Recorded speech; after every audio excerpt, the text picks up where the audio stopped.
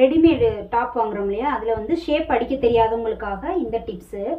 இப்போ பார்த்தீங்கன்னா உங்களுக்கு இந்த மார்பு சுற்றளவு இருக்கு இல்லையா, இந்த அளவை வந்து 2 பாதியாக பண்ணுறோம். இப்போ 34 இருக்குன்னா அதில் பாதியாக எடுத்தோன்னா 17 வருது. அதில் -1 இன்ச்சு தான் மேலே ஷோல்டர்லேருந்து கீழே இந்த இடம் வர இடம். கரெக்டாக அந்த இடத்துல நீங்கள் மார்க் பண்ணிவிட்டு அங்கேருந்து தான் நீங்கள் ஷேப்பு எவ்வளோ உங்களுக்கு தேவையோ அந்தளவுக்கு பிடிக்கிறீங்க.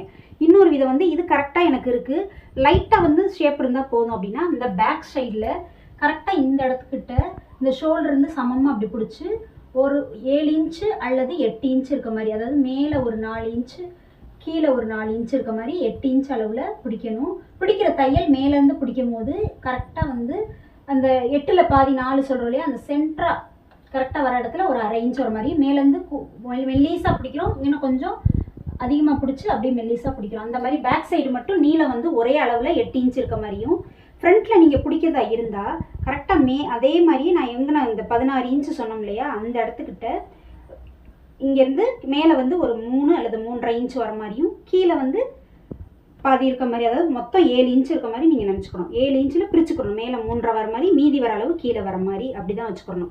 இப்போ கையிலேருந்து நீங்கள் பிடிக்கணும், ஒரு 1/4 இன்ச் அளவில் நீங்கள் இங்கே பிடிக்கிறீங்கன்னா இதே அளவில் 2 தையலாக போடணும். கொஞ்சம் நல்லா லூஸாக இருக்குன்னா 2 தையலாக போட்டுக்கலாம். மேலேருந்து அந்த 16 இன்ச்சுக்கு வச்சுருக்கோம்ல, அந்த 16 இன்ச்சு கரெக்டாக அப்படி குறிச்சிட்டு ஷேப் வர இடம் இங்கேருந்து இங்கே வர மாதிரி. இப்போ இங்கேருந்து ஒரு 7 இன்ச் அளவில் இருக்கும்போது 3.5 இன்ச் மேலே வர மாதிரியும் மீதி கீழே வர மாதிரி இருக்கணும். 7ல் எப்படி பிரிச்சுக்கணுன்றதை பார்த்துக்கோங்க.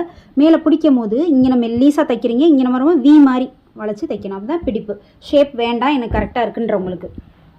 இது வந்து ரொம்ப பெரிய சைஸ், அதாவது ஷோல்டரும் இந்த பக்கம் தொங்குது, கையோட நீளமும் ரொம்ப ஜாஸ்தி, எல்லாமே ரொம்ப இதாக இருக்கும் போது பேக்கெட் இருக்குது. அப்போ ஷேப் என்னால் ஒரு சைடு தான் கொடுக்க முடியும், ஒரு சைடு கொடுக்க முடியாது. அப்படின்றக்கப்ப என்ன பண்ணலான்னா, மேலேருந்து ஷோல்டர்லேருந்தே இதை வந்து நெட்டாக பிடிச்சிருக்கோம். ஏன்னு கேட்டிங்கன்னா உங்களுக்கு இது ஒரு பேட்ச் ஒர்க் மாதிரி தான் வருது பார்த்தீங்க, பேட்ச் மாதிரி.